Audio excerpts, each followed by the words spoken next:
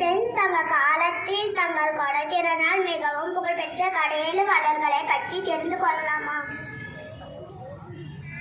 இவர் பெயர்தான் பேகன். இவர் பழனி மலைக்கு தலைவன் ஆவார். இவர் ஒரு முறை மலைப்பாதையில் சென்று கொண்டிருந்த போது கருமேகங்களை கண்டு மயிலொன்று ஆடிக்கொண்டிருந்தது. மயில் குளிரால் நடுங்குகிறது என எண்ணி அதன் மீது போர்வையை போர்த்தி விட்டார்.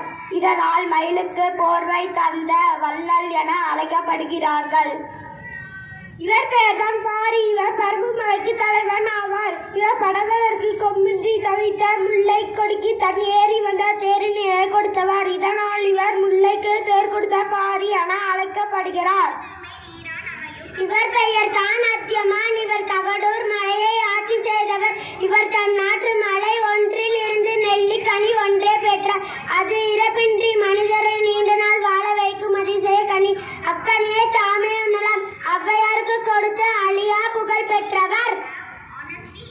இவர் பெயர் தான் நெடுமுடி காரி. மலையாமல் ஆடி என்ற பகுதியை ஆட்சி செய்தார். இவர் துன்பத்துடன் வாடிவர் கலைஞர்களுக்கு வலிமை மிக்க குதிரைகளையும் யானைகளையும் பரிசாக கொடுத்தவர்.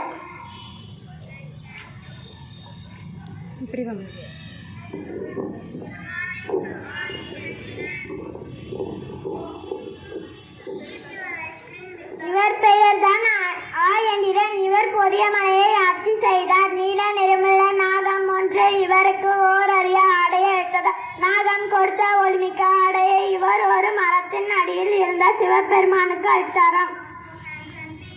இவர் பெயர் தான் நல்லி. இவர் கட்டீர மலையை ஆட்சி செய்தவர். இவர் தம்மிடம் கொடை கேட்டு வந்தவர்களுக்கு இல்லை என்று கூறாது அள்ளி வழங்குவார். அவர்கள் வேறு ஒருவரிடம் சென்று கொடை கேட்காத அளவிற்கு கொடையளித்தவர்.